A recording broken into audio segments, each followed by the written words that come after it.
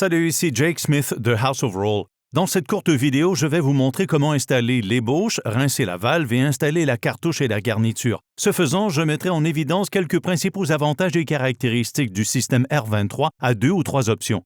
Le R23 a une brute qui supporte 2 cartouches. Une version peut disposer de 2 options dédiées et être considérée comme très efficace pour les États qui économisent l'eau, comme la Californie. L'autre cartouche peut avoir des ports partagés jusqu'à 3 options. Le brut universel est la même et la cartouche correspondant à votre installation est livrée avec la garniture. Les valves sont en laiton massif et fabriquées au Canada. Vous pouvez commander la valve en 1/2 pouce NPT, PEX ou des raccords d'expansion PEX. C'est ce que l'on observe dans les raccords PEX ici. Sur toutes les valves, l'entrée d'eau chaude est toujours à 9 heures et l'entrée d'eau froide est toujours à 3 heures.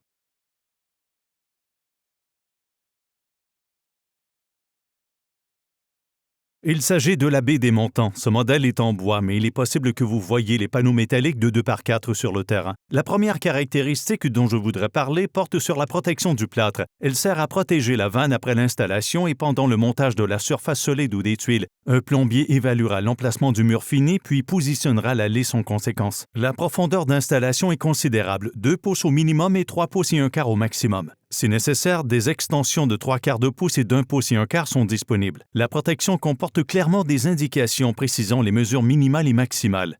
Le R23 est doté de 2 sorties, l'une à 12 heures pour la douche et l'autre en dessous pour la baignoire ou la douchette.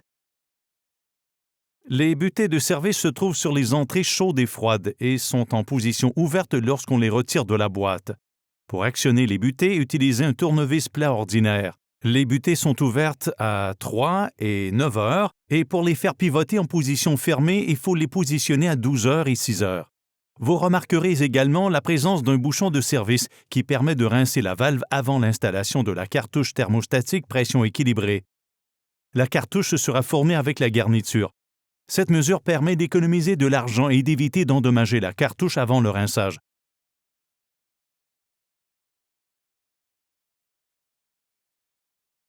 Nous allons voir aujourd'hui comment faire suer une connexion et quelles sont les procédures à suivre pour retirer les pièces et les éléments qui pourraient être endommagés en chauffant la valve. Le R23, le R45 et le R51 partagent tous le même type de butée. Cette butée est maintenue par de petites attaches. Il est très facile de retirer ces attaches, d'enlever la prise de service et d'effectuer ensuite les raccordements. Le R23, le R45 et le R51 partagent tous quelque chose de positif pour l'installateur.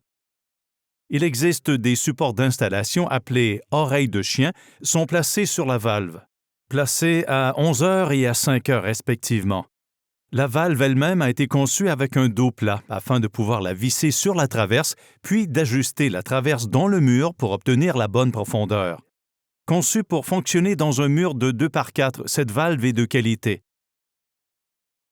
Examinons à présent les étapes à suivre pour effectuer un raccordement. Tout d'abord, vous devez retirer tous les éléments susceptibles d'être endommagés par la chaleur parce que vous pouvez voir ici quelques pièces en caoutchouc et le bouchon de surface en plastique. Elles peuvent être déformées ou endommagées et ne pas fonctionner correctement. Vous avez donc vu que j'ai déjà enlevé la butée du côté d'eau chaude et retiré les attaches à ressort. Par la suite, nous allons retirer le bouchon de service. Enfin, nous allons retirer l'attache du côté froid. Il s'agit d'attaches à ressort qui se retirent facilement à l'aide d'une pince à bec effilé. Puis, une fois que les attaches se détachent, nous retirons toute la butée. Nous pouvons maintenant effectuer le raccordement. La valve a été conçue de manière à ce que les entrées soient compatibles avec des tubes en cuivre de 1/2 pouce. L'installateur ou le plombier effectuera les raccordements. Maintenant que le raccordement a été effectué, nous avons déjà installé la butée du côté chaud et l'attache de maintien qui s'y trouve. Ensuite, nous mettons en place le bouchon de service et tournons l'écrou. Enfin, nous insérons la butée du côté froid avec la vis à fente à 9 et 3 heures respectivement. La dernière étape consiste à mettre en place l'attache de maintien. Cette attache se manipule facilement à l'aide d'une pince à bec effilé.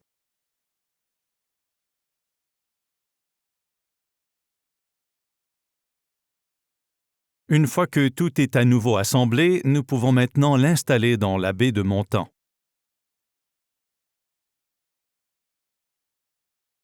Commençons par retirer le garde-boue et par placer un chiffon ou un matériau autour de la valve pour empêcher l'eau de pénétrer dans le mur.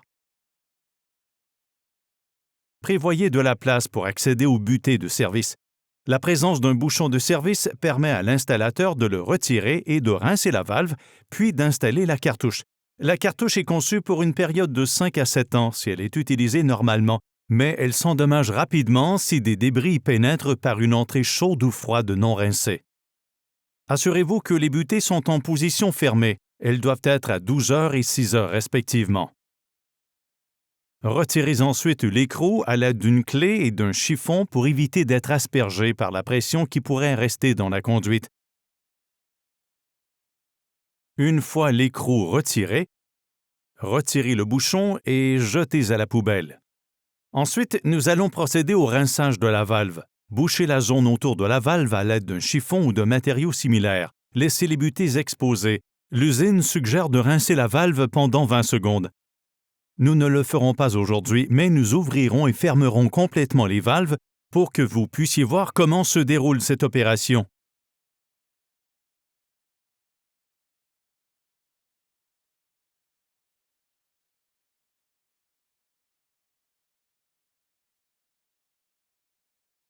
Maintenant que le brut est complètement rincé, nous sommes prêts à installer la cartouche. La cartouche est codée en couleurs. Comme vous pouvez le constater, le côté bleu est à droite et le côté rouge est à gauche, ce qui correspond au côté chaud et au côté froid. En insérant la cartouche dans la cavité, assurez-vous qu'elle y est bien insérée avant de pouvoir procéder à l'installation de l'écrou. C'est probablement l'étape la plus importante de toute l'opération. Il faut éviter de trop comprimer la cartouche car cela entraînera une rigidité de la poignée et un détournement de l'action. Comme vous le voyez, j'ai serré l'écrou à la main. Et maintenant, selon les indications de l'usine, je vais tracer une ligne sur l'écrou et sur le corps. Une fois cette ligne tracée, je vais prendre une clé à molette et la tourner de 12 heures à 3 heures. Nous pouvons la tourner beaucoup plus en profondeur, mais comme je l'ai dit, nous ne voulons pas le faire, car cela entraînerait une décompression de la cartouche et il deviendra alors difficile d'actionner le déviateur et le contrôle du volume. Une fois la cartouche installée, nous ouvrons les butées et nous nous assurons que l'eau arrive bien jusqu'à la cartouche. Et comme vous pouvez l'entendre, il y a de l'eau qui passe par là. Une fois que la cartouche est opérationnelle, nous pouvons installer la garniture.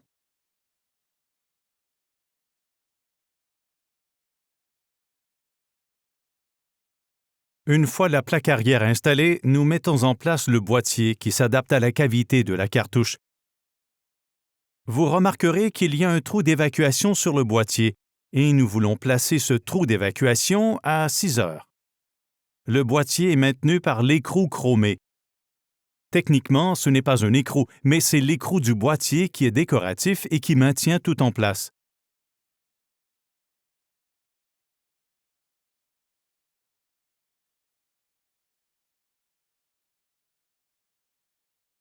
Et nous voulons que vous mettiez ceci, puis vous verrez ensuite un logo en bas placé à 6 heures. Ensuite, nous avons la pièce de garniture du déviateur proprement dite.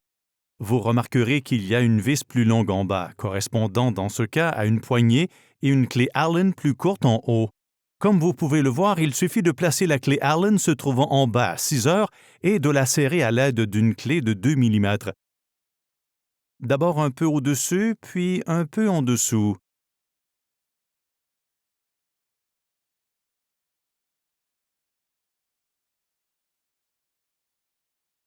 Et c'est peut-être la deuxième étape la plus importante de ce montage. Ces clés Allen maintiennent la poignée de déviation. Elles doivent être fermes lors de l'installation. Dans le cas contraire, tous les éléments assemblés pourraient glisser, ce qui pourrait causer des difficultés au moment de faire correspondre la poignée à chacune des options figurant sur la plaque elle-même. Il faut donc veiller à ce qu'elle soit bien positionnée. Nous allons maintenant passer à l'installation de la poignée de déviation. Elle se place à 6 heures. Nous avons ensuite le cache-vis qui se place en haut et qui couvre la clé Allen du haut. Puis nous avons le capuchon. Dans ce cas, le capuchon est à pression et vous verrez que le logo de la température y figure. Il faut veiller à ce que le logo de la température soit lisible et que les flèches situées sur le capuchon soient orientées vers le haut.